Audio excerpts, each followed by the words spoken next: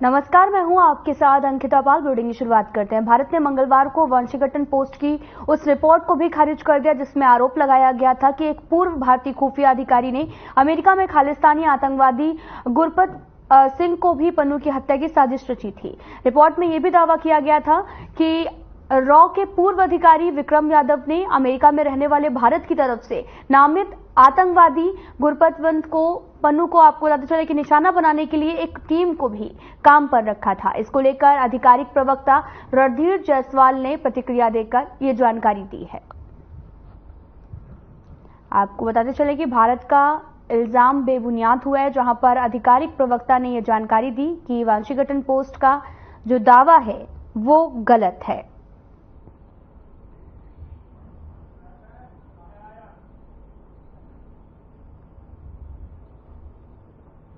आपको बताते चलें कि वाशिंगटन पोस्ट का जो दावा किया गया था उसको गलत ठहराया गया है।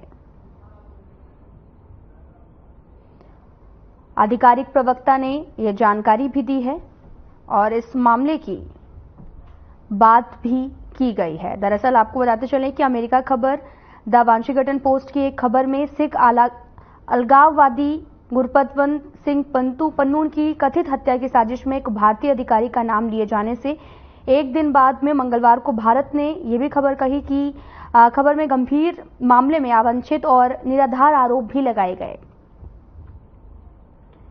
जायसवाल वाशिंगटन पोस्ट की इस खबर पर मीडिया के सवालों पर भी जवाब दे रहे थे। उन्होंने कहा कि इस पर काल्पनिक और गैर जिम्मेदाराना टिप्पणी की जरूरत नहीं है। पिछले साल नवंबर में अमेरिकी संधि अभियोजकों ने भारतीय नागरिक निखिल गुप्ता पर अमेरिका में सिख अलगाववादी पन्नू की हत्या के नाकाम साजिश में भारत सरकार के एक अधिकारी के साथ में मिलकर काम करने का आरोप लगाया गया था। भारत में आतंकवाद के आरोपों में वांछित पन्नू के पास अमेरिका और कनाडा की दोहरी नागरिकता भी है।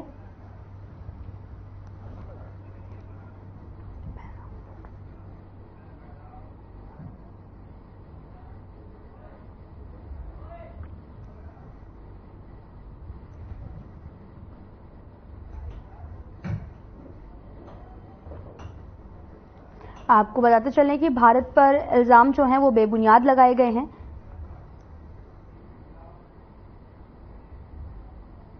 तो सीधा आपको लिए चलते हैं बहरामपुर लोकसभा क्षेत्र में, जहां पर जनसभा का आयोजन किया गया। जनसभा में सीएम योगी आदित्यनाथ भी मौके पर पहुंचे हैं। सीएम ने जनसभा को भी संबोधित किया है। डॉक्टर निर्मल कुमार साहा जी, भारतीय जनता पार्टी के जिला के अध्यक्ष श्री सखारफ सरकार जी, जिला महामंत्री श्री शंकर तरफदार जी, जिला महामंत्री महिला प्रकोष्ठ श्रीमती अनामिका घोष जी, जिला उपाध्यक्ष श्री रोहित जैन जी, जिला उपाध्यक्ष श्री सपन घोष जी, राज्य कमेटी के मेंबर अमिताभ रे जी, मंडल अध्यक्ष गोलोक बिहारी घोष जी, लोकसभा प्रभारी श्रीमती गार्गीदास घोष जी और भारी संख्या में आए हुए बहरामपुर के इस लोकसभा सीट में मेरे सभी उपस्थित बहनों और भाइयों, मैं सबसे पहले संस्कृति, सभ्यता और संस्कार की पुण्य भूमि बंगाल की इस पावन धरा को कोटि कोटि नमन करता हूं। बहनों और भाइयों, भारतीय स्वतंत्रता संग्राम की क्रांति भूमि बहरामपुर को और यहां के उन महान क्रांतिकारियों को जिन्होंने भारत की स्वाधीनता के लिए अपना सर्वस्व न्यौछावर किया था, उन सभी को मैं कोटि कोटि नमन करते हुए भारत माता के आप सभी बहादुर जवानों को बहनों और भाइयों का मैं हृदय से अभिनंदन करता हूं। बहनों और भाइयों, भारत की आर्कियोलॉजिकल सर्वे ऑफ इंडिया के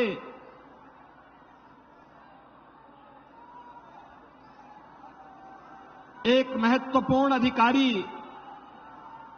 श्री आर.डी. बनर्जी, श्री राखलदास बंदोपाध्याय, जिन्होंने हड़प्पा और मोहनजोदड़ो की सभ्यता की खोज की थी, उनकी पावन धरा भी ये बहरामपुर है। ऐसी पावन धरा में आप सबको जुड़ने, जन्म लेने, भारत के इस राष्ट्रवादी मिशन का हिस्सा बनने का अवसर प्राप्त हुआ है। यह आप सबका सौभाग्य है। बहनों और भाइयों, जो बंगाल भारत की सभ्यता और संस्कृति को एक नई दिशा देता था, जिस बंगाल ने भारत के संस्कारों को आगे बढ़ाने में महती भूमिका का निर्वहन किया था, आज वो बंगाल जिसने कभी भारत को नवजागरण का मार्ग दिखाया था, बहनों और भाइयों, वह बंगाल आज लहूलुहान क्यों है, दिशाहीन क्यों है? जिस बंगाल ने कभी देश को राष्ट्रगीत वंदे मातरम दिया था, राष्ट्रगान जनगण मन दिया था, वह बंगाल आज यहां से चित्कार, रोने की और कराहने की चित्कार क्यों उठ रही है?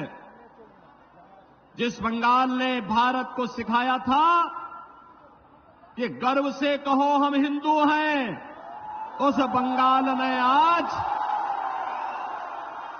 हिंदू परंपरा और संस्कृति को रौंदने का प्रयास सत्ता के संरक्षण में कैसे हो रहा है, यह देख करके अंतःकरण हमारा अत्यंत गर्वित होता है।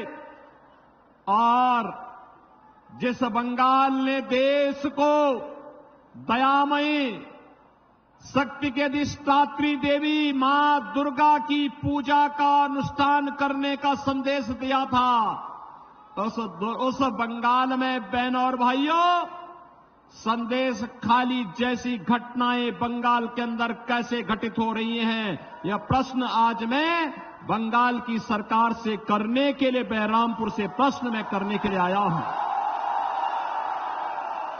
बहनों और भाइयों, आज का बंगाल वह सोनार बांग्ला नहीं है जिसकी कल्पना हमारे स्वतंत्रता संग्राम सेनानियों ने कहा था। सस्य श्यामला मातरम, वंदे मातरम का जो गीत जिस बंगाल ने दिया था, इस बंगाल को दंगों की आग में कुत्सित झोंकने का कुत्सित जो प्रयास हो रहा है ना, बहनों और भाइयों, मैं उसी खतरनाक इशारे की ओर आपका ध्यान आकर्षित करने के लिए आया हूं। आज बंगाल एक साजिश का शिकार हो चुका है। कांग्रेस हो या तृणमूल कांग्रेस, ये दोनों एक ही थैले के चट्टे बट्टे हैं। दोनों बंगाल को लूटने के लिए और भारत के खिलाफ साजिश रचने के लिए एक हैं।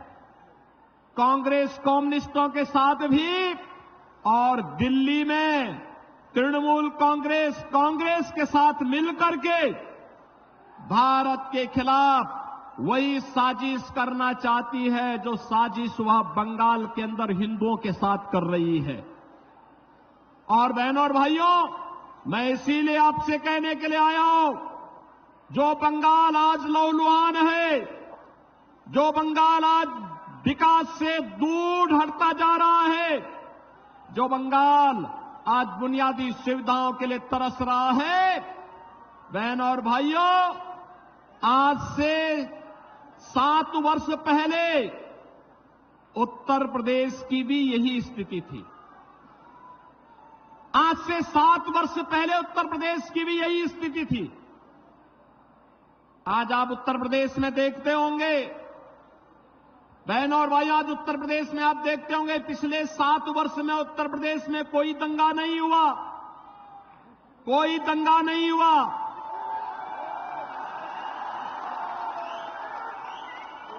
उत्तर प्रदेश में कोई कर्फ्यू नहीं लगा। आज उत्तर प्रदेश में बेटी और व्यापारी दोनों सुरक्षित हैं।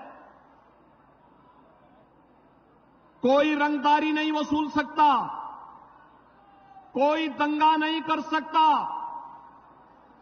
कोई अराजकता नहीं फैला सकता।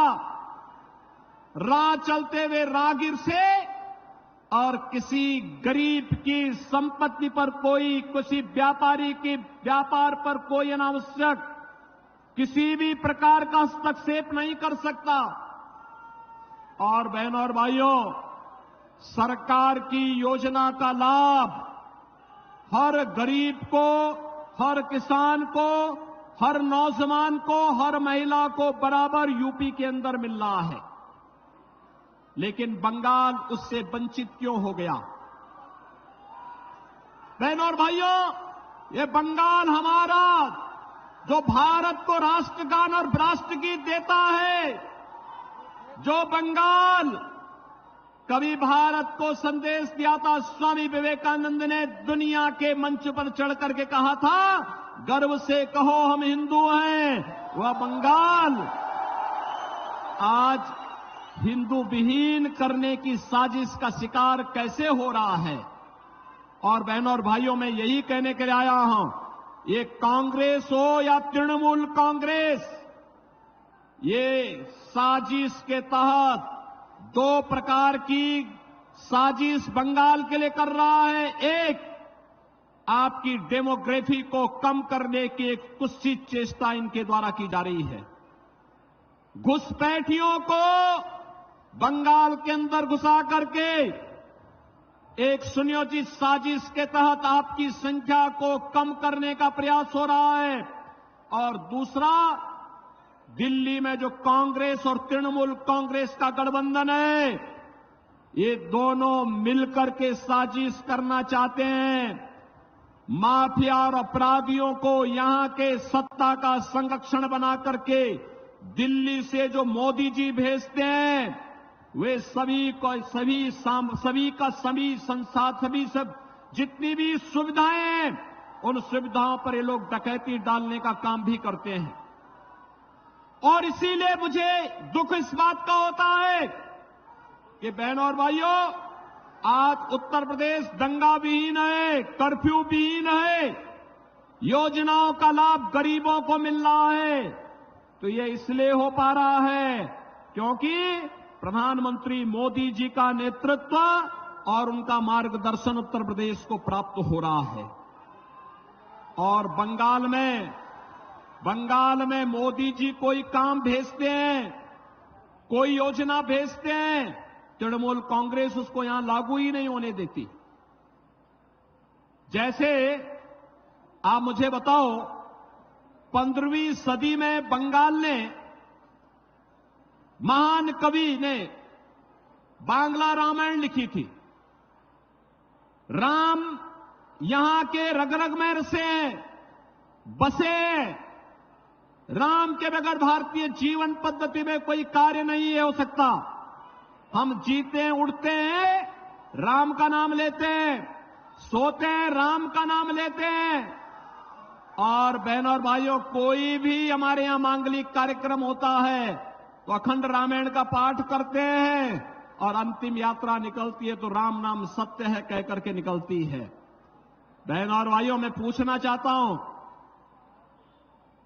जैसे यहां पे राम की पूजा होती है, ऐसे ही उत्तर प्रदेश में मां दुर्गा की पूजा होती है बड़े बड़े अनुष्ठान के साथ। जैसे बंगाल में होती है, वैसे ही मां दुर्गा का अनुष्ठान, बंगाल से ही गए हुए कलाकार वहां मूर्ति बनाते हैं, वहां पे अनुष्ठान होते हैं, बड़े बड़े आयोजन होते हैं, बड़े बड़े पंडाल लगते हैं, भव्य आयोजन होते हैं, लेकिन न तो रामनवमी के अवसर पर और न ही नवरात्रि के अवसर पर ही उत्तर प्रदेश में कोई दंगा नहीं होता।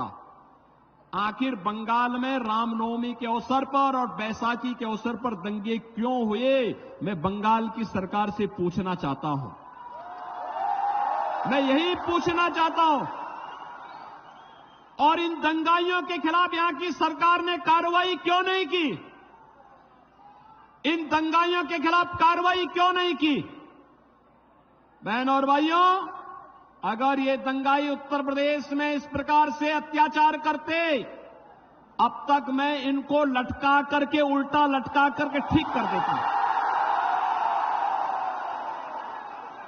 और वह हाल इनके कर देते कि इनकी 7 पीढ़ियां भूल जाती कि दंगा कैसे होता है। 7 पीढ़ियां भूल जाती। और यही कहने के लिए मैं आया हूं, आपसे कहने के लिए, अबे अगर आज हमें सोनार बांग्ला चाहिए तो मोदी जी के नेतृत्व में भारतीय जनता पार्टी की सरकार को लाइए। तो सीधा आपको लिए चलते हैं वीरभूम, जहां पर लोकसभा में जनसभा का आयोजन किया गया और सीएम योगी आदित्यनाथ भी यहां पर पहुंचे। इस दौरान उन्होंने जनसभा को भी संबोधित किया है।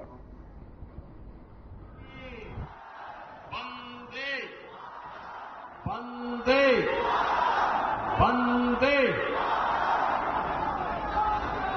भारत की सभ्यता, संस्कृति और संस्कारों की भूमि, जिसने देश को अनेक आध्यात्मिक गुरु, महान वैज्ञानिक,